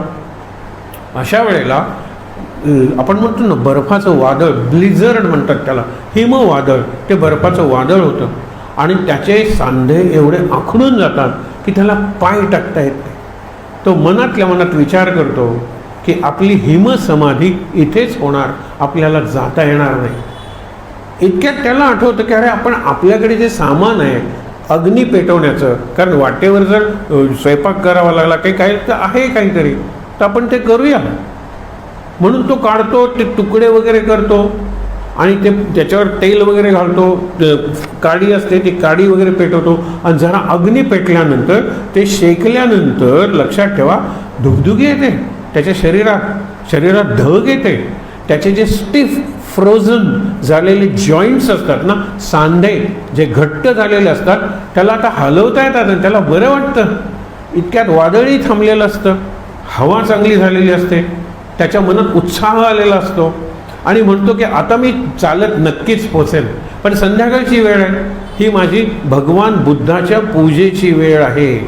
आपल्याकडे मूर्ती आहेच की आणि सगळं पूजा साहित्य आहे. तो पूजेचं साहित्य बाहेर काढतो आणि मूर्ती बाहेर काढायला म्हणतो. त्यावेळेला त्याच्या लक्षात येतं त्यांनी ज्या लाकडाचे तुकडे केले जाते, मूर्ती लाकडाची मूर्ती होती ती, त्या लाकडाच्या मूर्तीचे तुकडे करून त्याच्या धगीवर त्यांनी स्वतःचा जीव वाचवला होता. तो म्हणतो पाप केलं मी हे.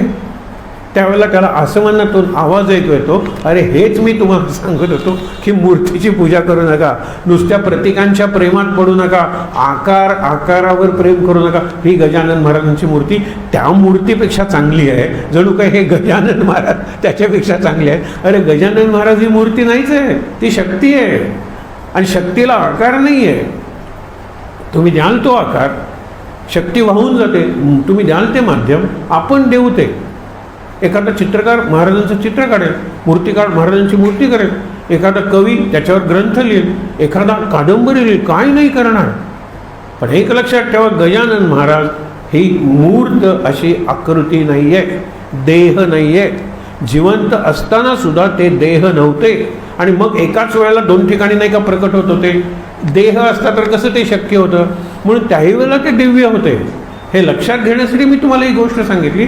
त्याला असं म्हणतात, तू नावाला एक आला, बरं झालं माझी मूर्ती फोडून तू स्वतःचा जीव वाचवला, उरलेल्या आयुष्यात मूर्तीची पूजा करू नकोस.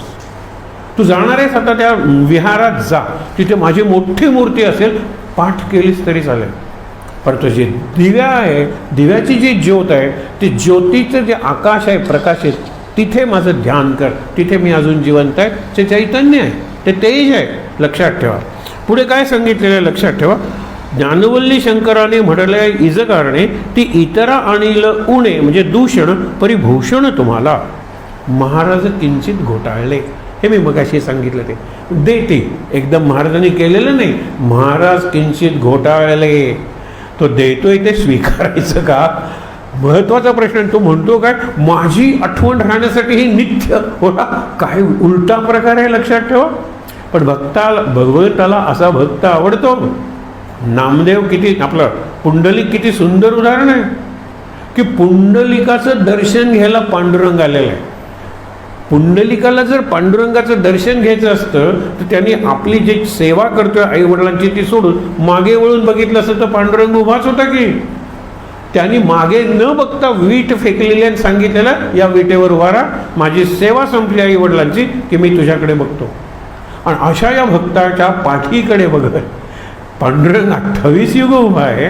म्हणजे तो भक्ताच्या दर्शनाला आलेला आहे पुंडलिकाला त्याच्या भक्त. कारण तो म्हणतो मी मागे वळलो की दर्शन दिलं की वैकुंठाला निघून जाईल. आणि आज गेली कित्येक वर्ष लाखो लोक पांडुरंगाचे दर्शन घेतात, ते त्यांना होणार नाही. म्हणून नामदेव म्हणतात, कारे पुंड्या म्हणजे पुंडलिका मातलासे उभे केले विठ्ठलासे. येणाऱ्या पाहुण्याला पण खुर्ची देतो, विठ्ठलाला उभं केलं, एवढा मातला आहेस, मागे न बघता वीट फेकलीस. पण नामदेवाला आतून हेच म्हणायचं आहे, म्हणूनच आम्हाला पांडुरंग 28 युग म्हणतो ना दर्शनासाठी मिळाला. महाराज किंचित घोटाळले परी अखेर होय म्हणाले, माय पूर्वी बालक लढे वेडे वाकुडे असले जरी. मग कौतुक करतात. वेडं वाकडं जरी असलं ना तरी कौतुक करतात. गोसाव्याने बुटी काढली, हातावर घेऊन धुतली, चिलमीत घालून पाजिली, पुण्यपुरुष गजानना. पुण्यपुरुष शब्द वापरलेला आहे. म्हणजे गांजा ओढायला लागल्यामुळे त्या पुरुषाचं पुण्य कमी झालेलं नाही आहे. आपण पहिल्यांदा सुरुवात करतो एकच घोट, नंतर एकच पेला, नंतर पेलेच पेले. आपण पुण्यपुरुष नसतो, आपण पापपुरुष बनतो. पण हा गांजा घेतल्यानंतर सुद्धा गजानन महाराज, कारण तुम्हाला सांगितलं ना आल्यावर 2 महिन्यानंतरची घटना आहे, कुठल्याही घटना घडलेल्या नाहीत आत्तापर्यंत, तरी गजानन महाराज लोक एवढे जमायला लागलेले आहेत. त्यांना पुण्यपुरुष म्हणलेलं आहे, त्यांना साक्षात्कारी म्हणलेलं आहे, साक्षात शंकर म्हणलेलं आहे. हे लक्षात घ्या ना.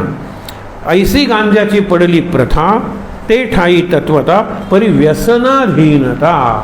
एक प्रसंग आहे, मला विचारला, लोक खूप चांगला अभ्यास करतात ना ग्रंथाचा या की त्यांनी सांगितलं काढ रे चिलीम. एके ठिकाणी प्रसंग आहे, तो कुठे मी आत्ताच मला मुद्दामून सांगत नाही, आठवा तुम्ही. तो कोर्टात आहे का लोकमान्य टिळकांच्या तिथे कोर्टात गेले, ते अंगावरचं वस्त्र सोडून गेलेलं आहे.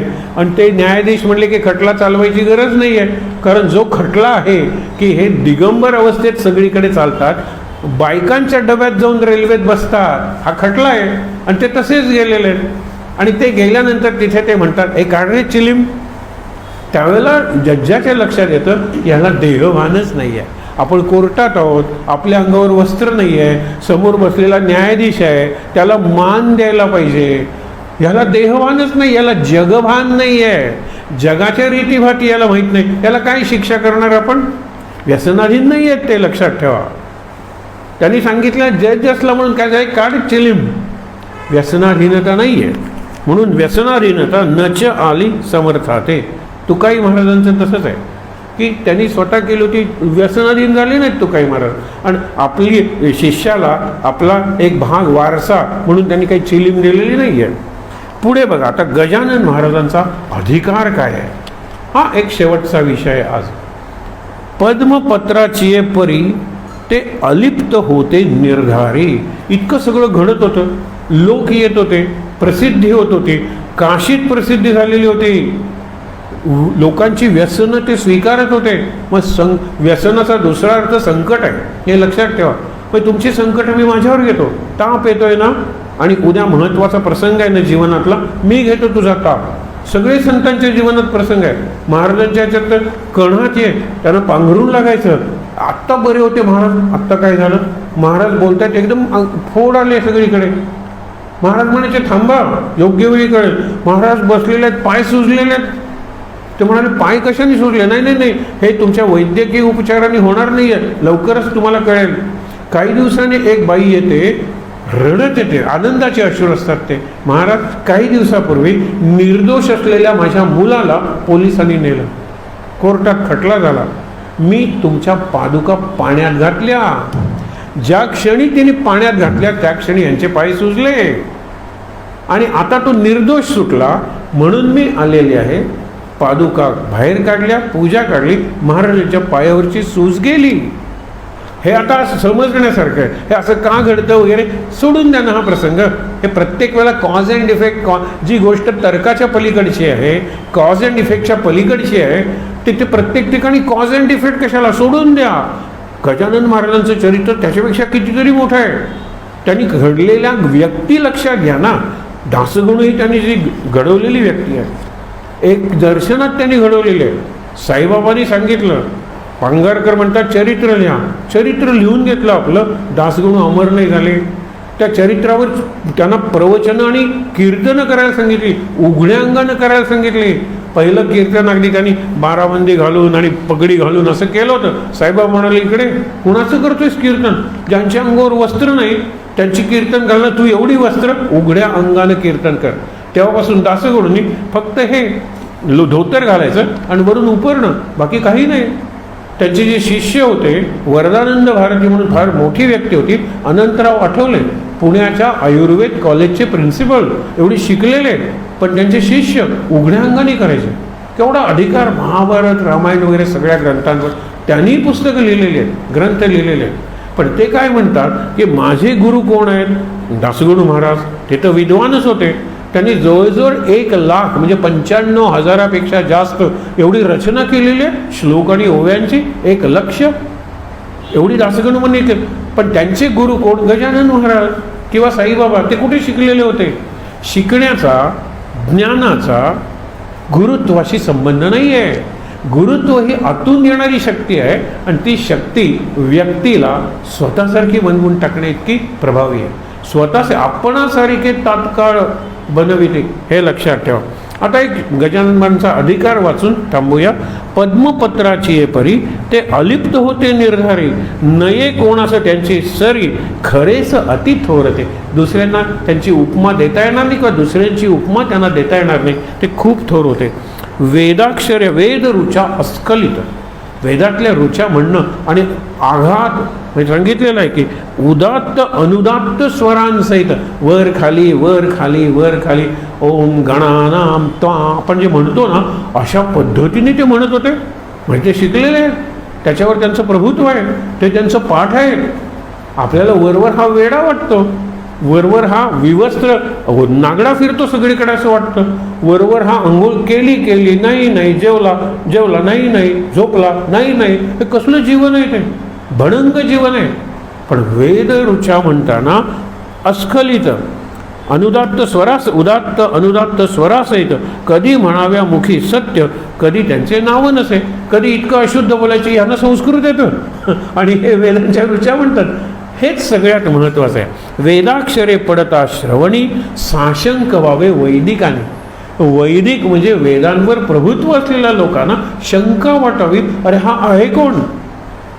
हा ब्राह्मण असला पाहिजे, जातीनं नाही, लक्षात ठेवा, ज्ञानानं. ब्रह्माचं ज्ञान सांगणाऱ्या वेदातल्या रुचा हा अशा पद्धतीने म्हणतो, ज्याला मास्टरी म्हणजे प्रभुत्व म्हणतात ना. अरे जगतो तो नुसता म्हणत नाही, जगतोय.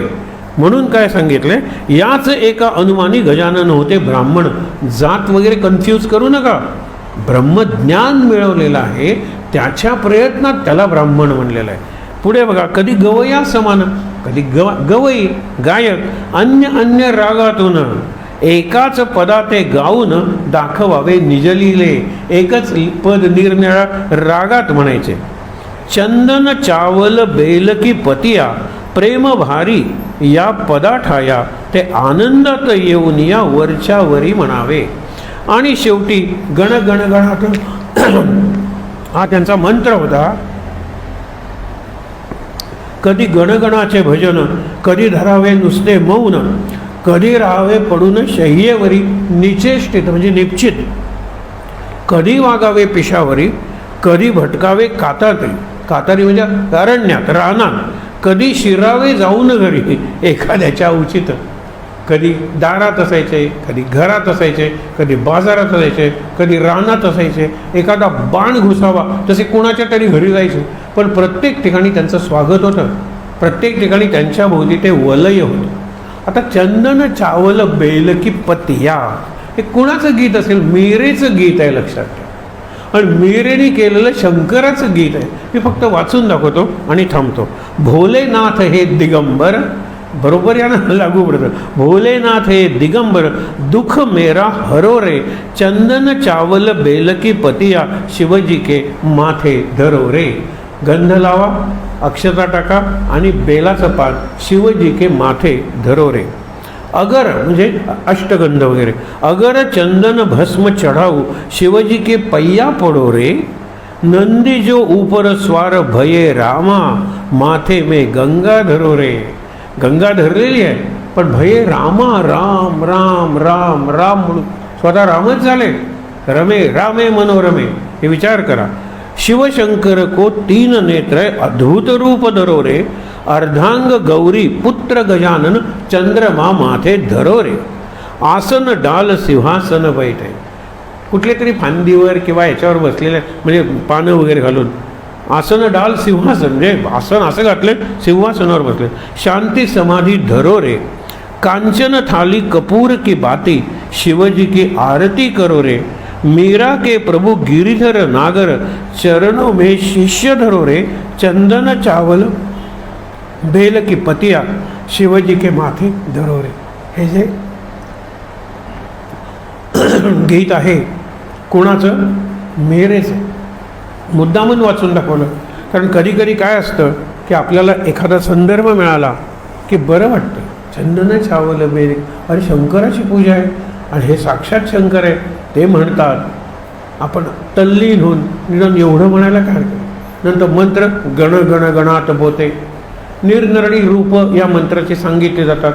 गजाननांचं चरित्र आहे त्याच्यात खापर्ड्यांनी जे लेख लिहिलेला आहे त्याच्यात त्यांनी आणखीनच निराळा मंत्र सांगितलेला आहे. आणि खापर्डे वगैरे त्यांच्या बरोबर असायचे. टिळकांच्या सभेत ते होते, ज्या सभेत आपले गजानन महाराज होते. ते सगळे प्रसंग पुढे येणार आहेत. उद्या आपण जो प्रसंग पाहणार आहोत, आज आपण एकच प्रसंग बघितला आहे पण लक्षात ठेवा गजानन महाराजांचा अधिकार काय हे या प्रसंगातून व्यक्त होतं. उद्या जानराव देशमुखांचा प्रसंग असेल आणि नंतर विठोबा घाटवाळाचा प्रसंग असेल. प्रत्येक प्रसंगी दासगणू महाराजांना बिटवीन द लाईन्स काय सांगायचं आहे, हा शब्द वापरताना त्यांच्या मनात कोणते भाव आहेत हे पाहत त्यांच्याच पायाशी बसून त्यांच्याच प्रेरणेने आपण चिंतन करतोय. उद्याही असेच आपण जमूया, आहे त्या ठिकाणी ताट बसून डोळे मिटूया, शांत. सगळ्यांनी काही वेळ माझ्या नंतर म्हणायचे. गण गण गणात बोते, गण गण गणात बोते, गण गण गणात बोते, गण गण गणात बोते, गण गण गणात बोते, गण गण गणात बोते, गण गण गणात बोते. शांत. हा मंत्र, हे चरित्र सतत केलं जावं म्हणून जो आपण नेहमी श्लोक म्हणतो तो म्हणूया. सदा सर्वदा योग तुझा गणावा, तुझे कारणी देह माझा पडावा. उपेक्षू नको गुणवंता अनंता, रघुनायका मागणे आता. जय जय रघुवीर समर्थ. शांतिपाठ. ओम सहनावतु सहनौ भुनक्तु सह वीर्यं करवावहै तेजस्विनावधीतमस्तु मा विद्विषावहै. ओम शांति शांति शांति. तीनदा दीर्घ श्वासोच्छ्वास.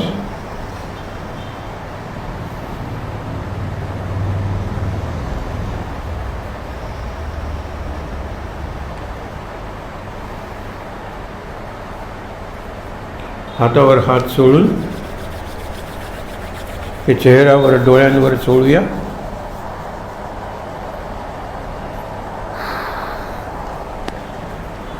अगदी सावकाश डोळे उघडून गजानन महाराज, राम, हनुमान दर्शन घेऊया. सगळ्यांना नमस्कार करूया. शांत आनंद. महाराज महाराज महाराज.